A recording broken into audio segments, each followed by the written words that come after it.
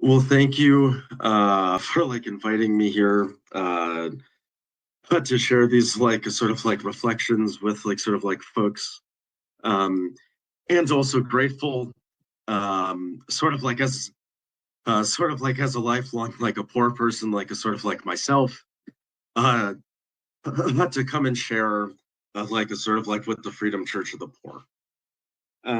Sort of as Adam said, CTUL focuses on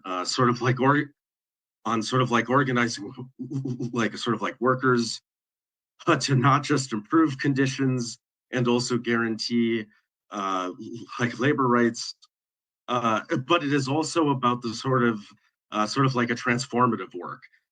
This is something that I call a building protagonism.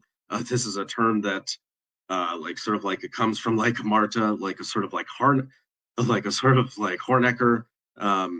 a sort of out of Chile, and then also Venezuela. And this is about with our a sort of worker members building the sense that they can be, and that they are agents for change. And I think that this sort of a trans uh, uh, this a sort of a transformative work is the bigger picture work, and is actually the most and is actually the most important part of our work. This is the key and sort of necessary steps for sort of any systems a change out of this a capitalistic world. People actually actually have to believe and actually think that they can actually make change, and and and that change is possible before people can't even do it. Going further, sort of my role specifically as our sort of solidarity organizer is just thinking about what is solidarity, and also how can that sort of be a part of a building protagonism.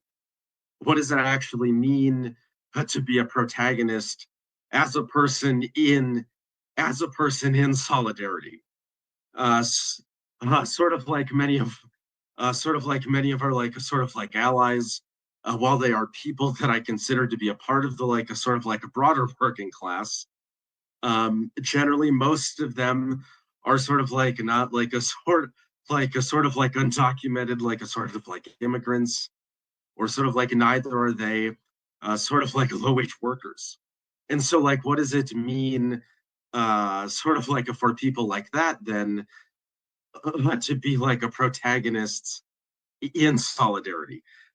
This is a giant question that I am thinking about as sort of as I am focusing on sort of organizing a sort of neighborhood boards, sort of across a sort of Minneapolis, which are this kind of a unique structure, sort of where they actually sort of do have some a sort of a governance power, and so talking to them, uh, to ask them to take a various steps to support a non-union construction workers, and also day laborers, sort of in our campaign to end wage theft, and then also other forms of a sort of exploitation, a sort of across the construction industry.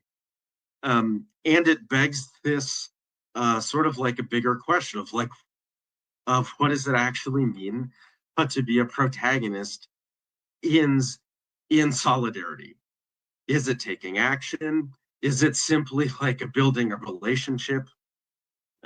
This is something that I think the sort of reading out of a sort of Luke today, I think answers. And I think it talks about how the sort of answer is both sort of right relationship and also action, which then brings us into situations where we share in the consequences and struggles of those that we differ from, whether they be undocumented or they have a more difficult like economic situation. But also, like, how do we get to that like a point from a passage that is like pretty harsh, and that also includes like two pretty opaque stories. Something I did formerly before this job was like a sort of like as a youth pastor, and so there's a big part of this text of where I feel the need to sort of like walk it through a bit. And so generally often what I think like a sort of like helps is picturing us there. And so let's like sort of like get into it. Sort of like imagine this. This is about like a sort of like half into a Jesus's like a sort of like ministry, and also we are walking along a sort of like a large crowd, filled with like a working class, a sort of like residents of like a sort of like a of sort of like a Judea, and we are all suffering under sort of like a Roman colonization and then also oppression, which frankly isn't that far apart from how I feel today in this country. And among this crowd is Jesus himself, but also his disciples and also other followers and plenty of other strangers in our town.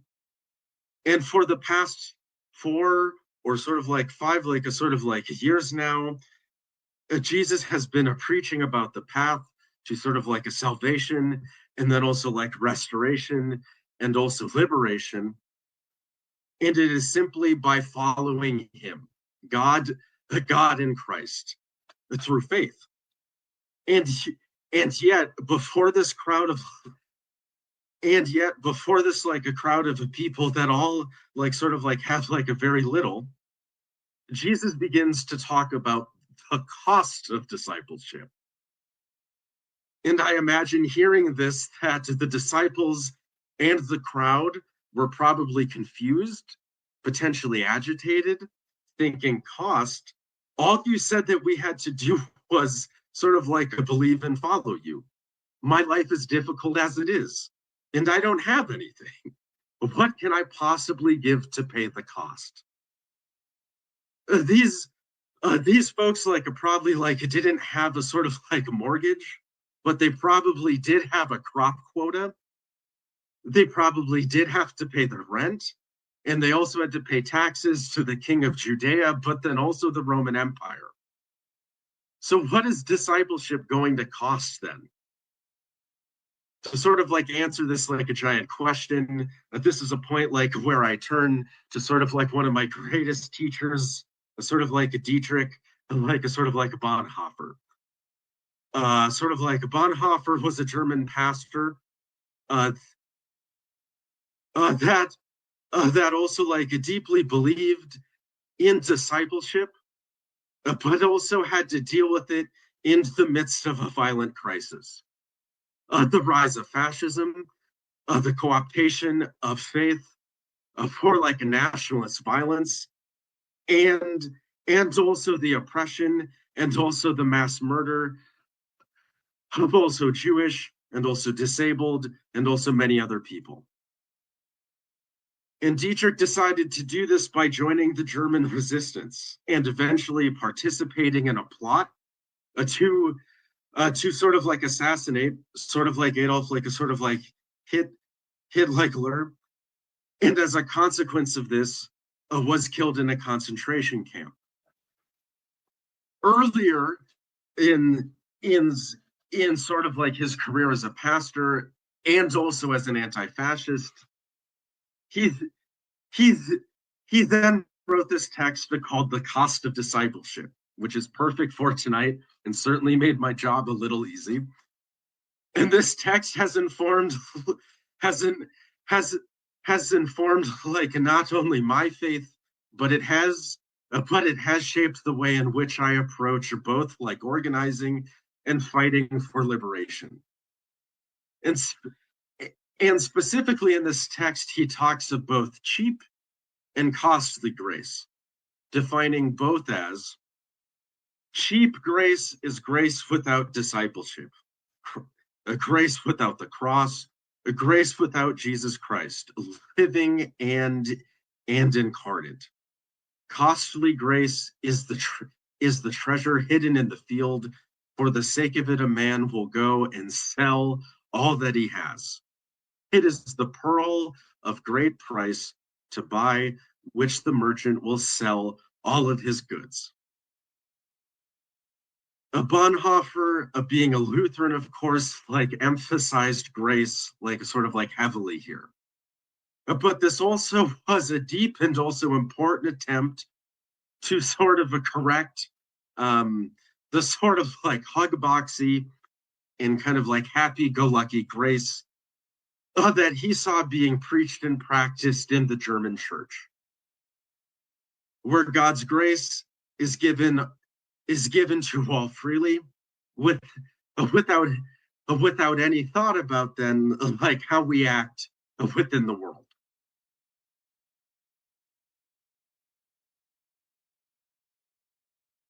And it is this like kind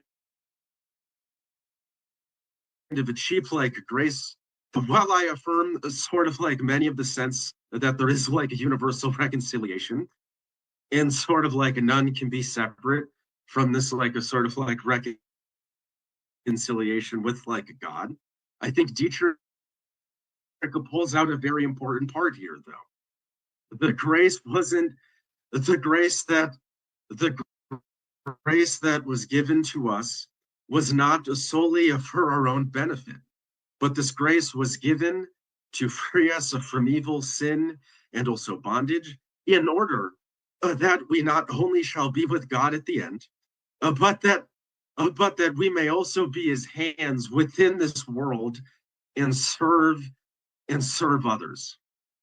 Luther, in Freedom of a Christian, says that although the Christian is thus free from all works, he ought in this liberty to empty himself, to take upon himself the form of a servant, be made in the likeness of all people, to be found in human form, and to serve, and to help, and in every way deal with his neighbor as he sees that God, through Christ, has dealt and still deals with him. We are freed from sort of like worrying about our state of like sanctification for the purpose of serving others. Simply put, to be in solidarity. The victory that that was won on the cross then also restores us like not only to God's side, but also restored our relationships with each other, since a relationship is the first necessary component of any solidarity. And this grace and its resulting freedom wasn't cheap, even for God. It came at a cost, perhaps the sort of like highest cost, the death of his own son that embodied in sort of like human form.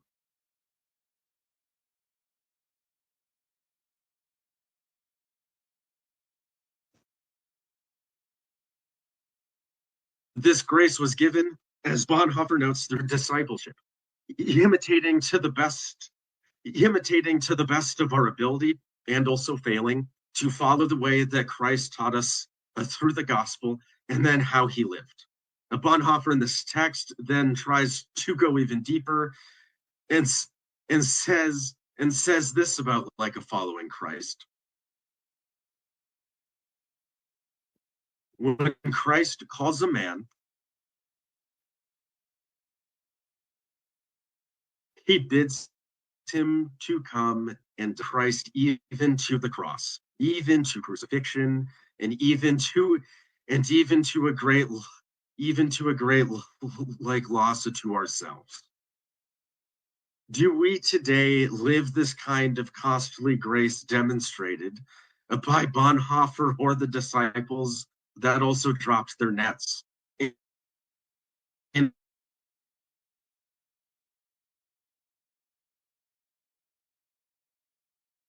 face the Roman Empire. We try. I think often we don't. It is easier to bank liberation and justice. And therefore, if solidarity with the oppressed is a large part of our discipleship, it follows that this will come at a cost.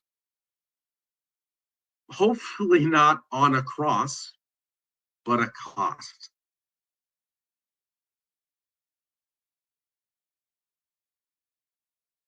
And also, yes, I like a sort of like text. It's an awesome text. I think like people should check it out. Um, to get me back on track, acting acting in solidarity has cost many their lives and also their livelihoods and even their families by speaking truth to power and following God's will. But in solidarity and taking on these like a sort of like risks we face brings us then into parity and maybe even equity with the poor and also the working class that also many of us could differ from. In being willing to take on these like a sort of like risks, we share in the same struggles and consequences of poverty and also oppression and colonization and taking them on together. To act in solidarity with, to then walk aside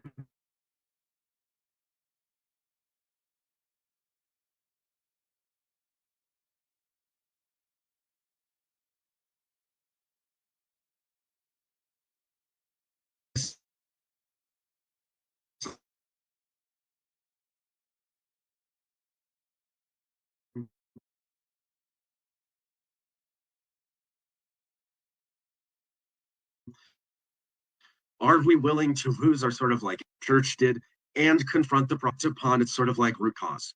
Are we ready to welcome the consequences of our action, knowing that the world standard is often at odds with the standard like of God's?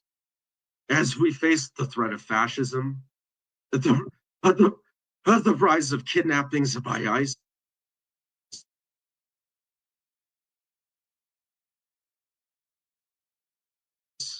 which also many of our members have, and growing imperial violence, and to then ask ourselves. But also, we exist in an infinite web of inter of interdependent like relationships, and these relationships place a demand upon us then to then act, to attend to the other, and to liberate. For in all for in all that we lose while following Christ in solidarity with the poor, we gained the most valuable prize: the liberation, sanctification, and restoration. And not to just like for ourselves, but but also for the entire world, for all of the oppressed, for the ecology, and for the entire earth. What I have given up on my journey of solidarity